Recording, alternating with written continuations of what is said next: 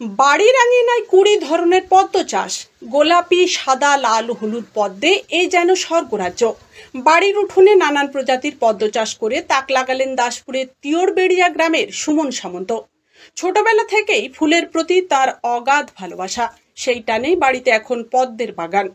বাগানে গোলাপি, সাদা, লাল, হলুদ নানা রঙের পদ্ম একসঙ্গে ফুটে তৈরি করেছে এক মনোরম দৃষ্টি জুড়ানো দৃশ্য। কলকাতা, ওড়িশা, মালদহ, মুর্শিদাবাদ থেকে ভিন্ন প্রজাতির পদ্মের গেড়ো সংগ্রহ করে তৈরি করেছেন সুমন বাবুর এই পদ্ম বাগান। তিনি বলছেন, ইউটিউব, ফেসবুক দেখে পদ্ম চাষের পদ্ধতি সহ নানান বিষয় নিজেই জেনেছেন। ছুটে দৌড়ে সংগ্রহ করেছেন ভারতীয় নানান প্রজাতির গোলাপি, সাদা, লাল, হলুদ পদ্ম। গত 8 মাস আগে প্রথম প্রয়াস শুরু। অল্প সময়েই তার বাড়ির উঠোন এখন স্বর্গরাজ্য।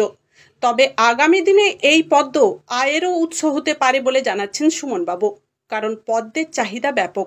সাধারণত পদ্ম বললেই আমাদের মনে ভেসে ওঠে বিশাল ঝিল, বিল বা পুকুরের ছবি, কিন্তু এই ধারণাকে পুরোপুরি বদলে দিয়েছেন দাসপুরের এই সুমন বাবু। তার বাড়ির আঙিনাতে চোখ রাখলেই মনে হবে যেন এক টুকরো পদ্মের ঝিল। দাসপুর থেকে লক্ষ্মীকান্ত চক্রবর্তীর রিপোর্টে আমি Papiya Bandyopadhyay, Ghatal, Republic TV digital media. সেটাকে আমি ভাবলাম যদি বাড়ির আঙিনায় আনা যায়, ছোট ছোট গামলা বা তারে, সেটা আমি প্রথম দেখতে পাই ফেসবুকে।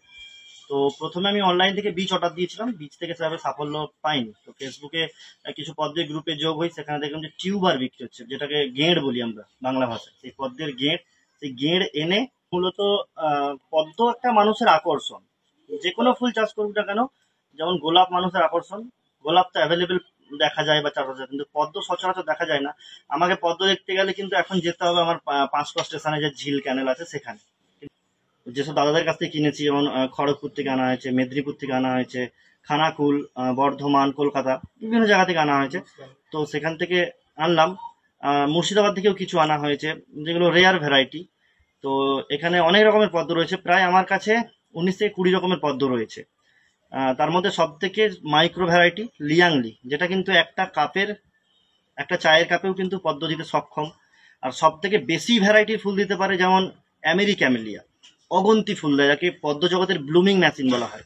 তারপরে রয়েছে কামিল্লা, ডিনাইন, peony, american camellia, pink cloud, white peony, white ফরিজেনার, ওয়াইপিপি, তারপরে রয়েছে ওয়াটারমেলন, আরও নানান ভ্যারাইটি রয়েছে।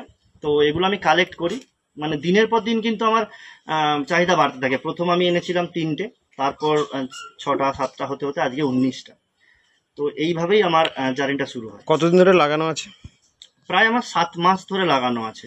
কখন হয় পদ্ম বেশি? পদ্মগুলো বেশি হয় বলতে মূলত ধরুন বৈশাখ, মানে ওই চৈত্র মাস থেকে শুরু হয়ে যায়।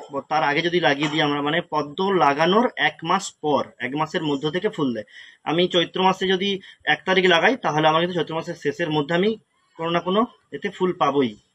তবে ট্রিটমেন্টটা ঠিক মতো রাখতে হয়, কারণ অতিরিক্ত গরমে পদ্ম হয় না, অতিরিক্ত রোদে ওগুলো ডরমেন্সিতে চলে যায়। কারণ আমরা যেহেতু গামলাতে লাগাই, তো হিটিংটা বেশি হয়ে যায়, কারণ মাটির লেয়ারটা কম থাকে। যেগুলো জলে ঝিলে হয় তাদের লেয়ার অনেক ডিপ থাকে, তো সেক্ষেত্রে সমস্যা হয় না। যারা বাড়ি উঠানে করবেন তারা অবশ্যই সেটিংয়ের ব্যবস্থা রাখবেন, যেমন আমার গ্রিন নেটের সেটিং রয়েছে, আমি রোদ বেশি হয়ে গেলে সেটিং দিয়ে দিই। আর আরেকটা ভালো কথা যেটা জানা রইল, পদ্ম কিন্তু খুব রোদ প্রিয়। 6 ঘন্টা থেকে 7 ঘন্টা প্রায় রোদে রাখতেই হয়, কিন্তু আবার অতিরিক্ত রোদটাও ওর জন্য খারাপ। যেমন অতিরিক্ত শীতে পদ্ম হয় না।